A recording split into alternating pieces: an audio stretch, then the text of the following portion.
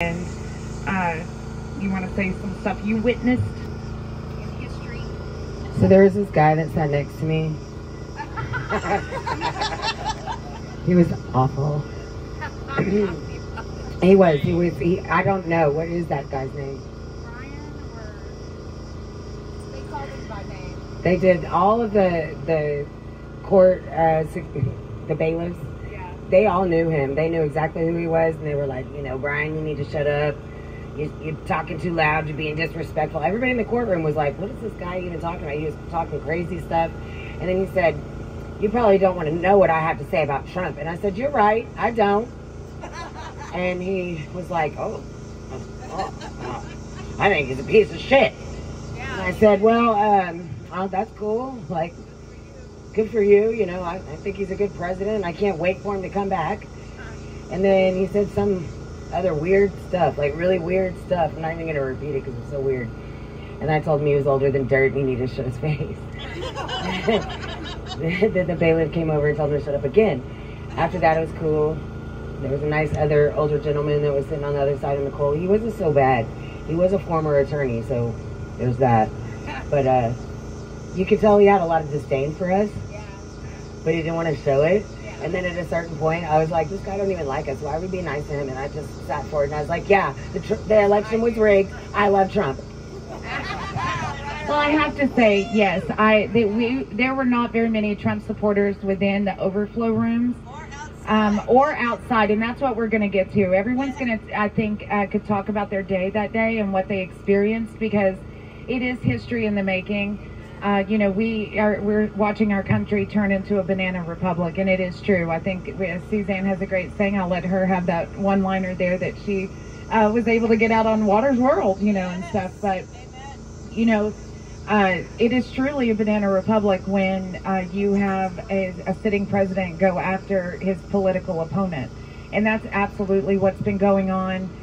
They've been going after what they consider dissidents for 2.5 years now. And really, since Obama, is that what you said, Tommy? I'm learning to read Tommy's lips. You know, so give me a second. But Suzanne, why don't you come talk about what y'all felt out there yesterday in all the heat of it?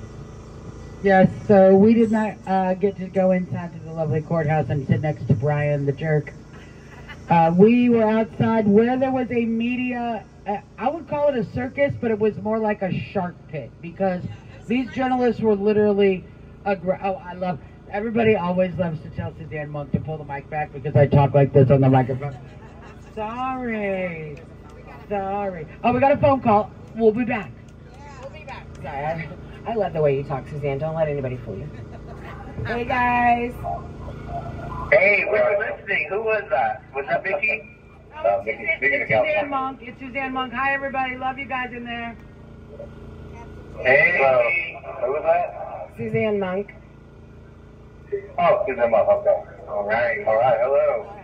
You got Brian Jackson and Daniel Rodriguez in the line. How's everybody doing tonight? Everybody's good? We're good.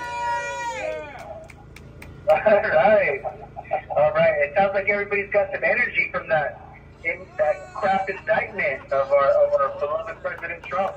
Fooled you. We're cracking a little bit of ass tonight. I'm not gonna lie.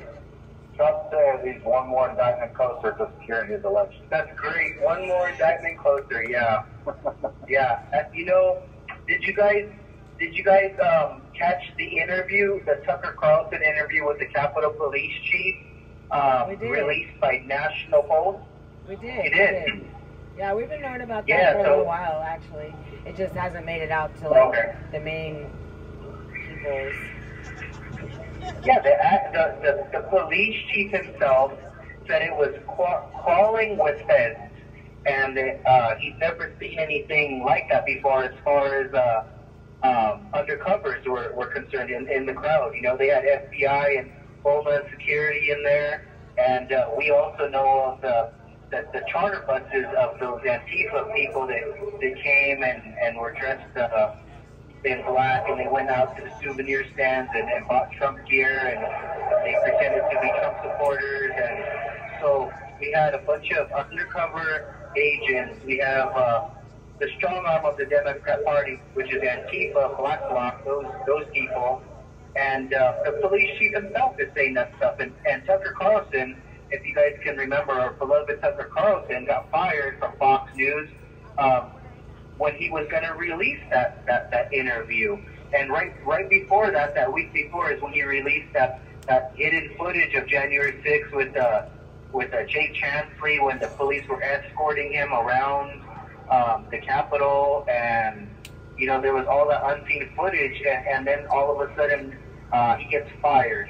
So that's a little suspicious. Fox News, we don't trust you either. Amen. Yeah. They're all owned by the same people, so they're going to tell us the same lies that every other news organization is going to tell us. Yep. Yeah, they're trying to fool us, like they're telling us what's going on, and they're only giving us half part of the story. I don't even know if it's half the story, if that's even fair to say, but they're giving part of what's going on, and we gotta do our due diligence and figure it out and help educate everybody. There's information war for your mind. There's Alex Jones would say. Well, it's definitely been a grassroots effort to get the truth out, but it is starting to get out. But it's coming. Yeah, that's great. What about that Devin Archer interview? Anything good coming out of that either? I mean, it's just more of a confirmation of everything that we already knew. And to be honest, my personal opinion, that guy uses a lot of Botox. And I don't know, he just looks really slimy. Like, he looks very slimy. Yeah. Yo, that's why they indicted. That's why they indicted Trump this time, because this Devin Archer stuff that's coming out, this information that's coming out about Joe Biden, they have to push back on Trump because Biden is looking so bad. Even the mainstream media is reporting on it. Yeah, no doubt, Devin Archer is a slime ball. He was found guilty of defrauding Native Americans, I believe, and the government they tried to stop him because he was in hiding because he was going to testify, and they tried to get him arrested the day he goes in to testify, basically to stop him from going in there and serving a sentence. But that's the kind of people that Hunter calls his best friend and his business partner is someone defrauding the Native American community and pulling the wool over their eyes, so to speak. But there's Bob Lewinsky, Tony Bob Lewinsky, also, if you guys look at those two interviews with Tucker Carlson, that aired over a year ago now, those are great interviews if you guys missed that stuff. But there's so much that just like you say, it's more of what we already know. The Democrats don't care. They're ignoring it. They don't want to hear about the laptop. They just want to go after Trump, because they're scared. They're trying to save their own asses. We all know that. And I think people who don't follow politics get it now. They're all getting it. But what is it going to result to? Is it going to turn into votes? Are we going to catch them cheating? Are we going to rally? Are we going to fight harder for America, fight for Trump?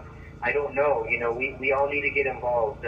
How's the economy out there? How's the gas prices out there? Are the gas prices down? No, they're way up. Well, Biden blocked more than 1.5 million acres from oil drilling in Colorado. So I don't know what is he doing, saving that oil for China when they come. I'm not sure. But yeah, he's given the oil tanker. It was the U.S. Customs who blew the whistle that he gave the oil to China, and that's how we found out, from U.S. Customs. And that was reason for impeachment when that happened. So right when the first round of oil prices went up and everybody was hurting for gas shot up in parts of California, where I come from, to $9 a gallon. Imagine paying over $9 a gallon for gas. You can't even make ends meet. You're now taking food off the table. So that was Joe Biden's doing, and he blamed Russia. No, it was him. Yeah, you can't blame Trump and everybody on that stuff. Yeah, that was when Do you know how much it costs to fill your gas tank up in Iran? $3. How much? $3. $3. To fill the gas tank up? Yeah, to fill the whole tank in Iran, it costs $3. Oh, $3. I just. Oh my goodness. That just gives you a little no wonder they can perspective afford on how Rolls much Royce. they screw us. No wonder they can afford Rolls Royces out there. All those guys driving around in Bentleys and Rolls Royces in the desert. That's right. They're only paying $3 a They gallon. got to pay for gas. We're good. Yeah.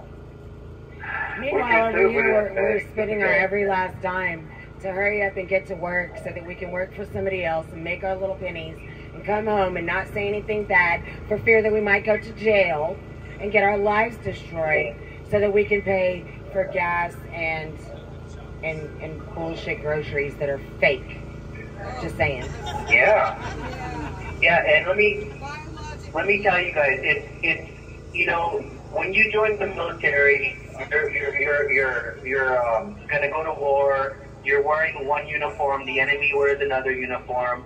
You got one side, the other guy's got the other side, and yeah, sure, it takes some bravery and some courage to fight a war like that. But we're fighting a different war here on our own home soil, and the enemy might dress like you. They might look like you. They might live across the street from you, or you know, their kids might be friends with your kids.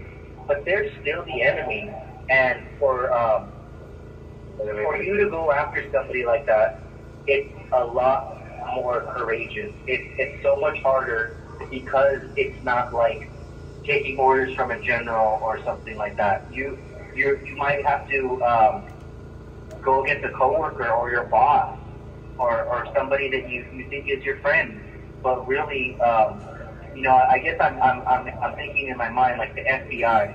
You know, there's some good people in the DOJ and the FBI, and then there's some real bad ones, and you know, they're just letting it happen, and it takes a lot of courage, guys. But we need to stand up for what's right. Our oath is to the Constitution that you've taken, and not to your boss, not to your superior. So we just, you know, kudos, you know, thank you all for stepping up, those who have. But there's a lot more that needs to, and it's time. Now is the time. Don't be waiting, because history's gonna look back, and we're gonna be coming after you guys. You know, the enemy, the evil people, these wicked, corrupt people, they're not gonna continue to win. You guys got to get on our side, get on the right side, and the side of truth, the side of God, and we're gonna win. And you gotta be with us if you don't want to be on the other side. And that's all I gotta say. You know, make your founding fathers proud. You know, what do we stand for in this country? Don't let your patriotism just stop with words. You know, you could say that Trump won and you support us, but what else is that? What else are you gonna do? You know, that's not enough anymore. Well, yeah, and I wanted to say that my day is like that. I get up, I go, and I hustle, but I'm working for you guys, and so I make less than pennies, but it's good, solid, honest work, and I'm proud to do it. Amen.